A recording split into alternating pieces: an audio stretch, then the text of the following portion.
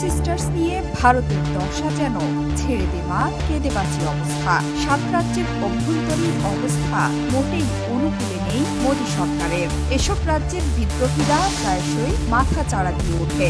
সেই ধারাবাহিকতায় আবারও জ্বলন্ত অগ্নিকুণ্ডে পরিণত হয়েছে 7 রাজ্যের একটি মণিপুর। কয়েকদিনে এই রাজ্যে একের পর এক মর্টার, রকেট এবং ড্রোন হামলায় হতাহতের ঘটনা ঘটেছে। প্রশ্ন উঠেছে, এ ধরনের মিসাইল, ড্রোন কিভাবে এলো উগ্রপন্থীদের হাতে?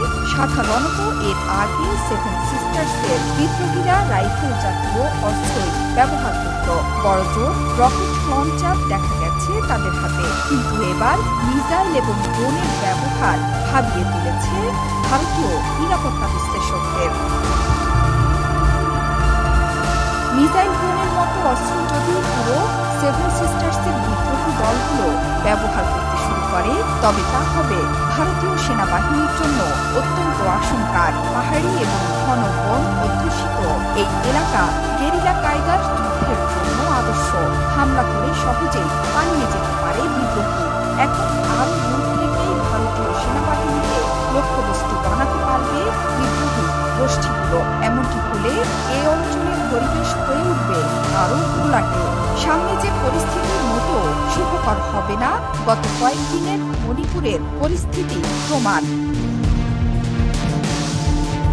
পুলিশ বলছে, কুকিরা রকেট এবং মর্টার দিয়ে হামলা চালাচ্ছে। বিষ্ণুপুর জেলার 2 জায়গায় বসতি এলাকা লক্ষ্য করে হামলা হয়েছে। সেই সাথে তল্লাশির সময় 21টি অত্যাধুনিক অস্ত্র, 21টি বিস্ফোরক, প্রচুর গ্রেনেড উদ্ধার হয়েছে। চূড়াচাঁদপুরে কুকিদের 3টি বাংকার ঘুরিয়ে দিয়েছে বাহিনী। যদিও পূর্ব ইম্ফলে পুলিশের অস্ত্র লুট করার চেষ্টা করে কিছু দুষ্কৃতিকারী। জিরিবামে গেল মাসে শান্তি চুক্তির বৈঠক হয়, যাতে সামিল ছিলেন মেইতেই এবং হমার গোষ্ঠী নেতৃত্ব। উপস্থিত ছিলেন সেনা এবং পুলিশও। কিন্তু ওই শান্তি চুক্তিতে আপত্তি জানায় চূড়াচাঁদপুরের কুকি গোষ্ঠীগুলো।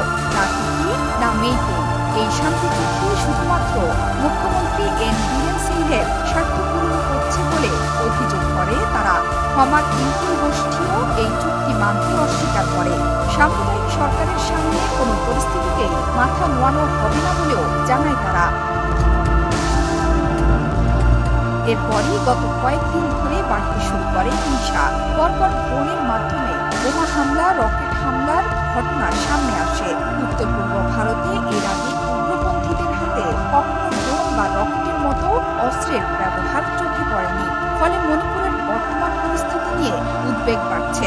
এসব শক্তিশালী অস্ত্র বিদ্রোহীরা কোথায় পাচ্ছে সেটি নিয়েও উঠেছে প্রশ্ন। গুঞ্জন রটেছে, অত্যাধুনিক সব অস্ত্র নিজেদের আস্তানাতেই বানাচ্ছে কুকিরা। তবে ড্রোন প্রতিরোধী প্রযুক্তি নামিয়েছে পুলিশও। লাগাতার সেনাবাহিনীর হেলিকপ্টার টহল দিচ্ছে। সড়ক পথেও চলছে নজরদারি। কুকিদের হাতে অত্যাধুনিক সব অস্ত্র দেখে ভীত সন্ত্রস্ত স্থানীয়রা। যেভাবে রকেট এবং ড্রোন হামলা চলছে, তাতে রাজ্য প্রশাসনের ভূমিকায় প্রশ্ন তুলছে তারা। আত্মরক্ষার কোনো উপায়ও জানা নেই তাদের। স্থানীয়দের দাবি, প্রায় 50,000 কেন্দ্রীয় বাহিনী মোতায়েন রয়েছে। তারপরও স্নাইপার ঘুরছে, ড্রোন ও রকেট হামলা চলছে। নিজেদের বাড়িতে মারা যাচ্ছেন মানুষজন। তাই নিরাপত্তা নিয়ে উদ্বেগ প্রকাশ করেছেন স্থানীয়রা।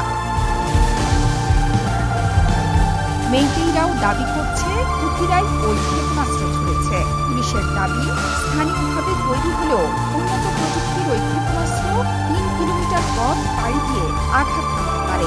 কিন্তু পাল্টা দাবি, মেইতেই সশস্ত্র বাহিনী আরামবাই টেঙ্গুলের যৌথদের ছোড়া ক্ষেপণাস্ত্র লক্ষ্যভ্রষ্ট করে মেইতেই এলাকায় আছড়ে পড়ে।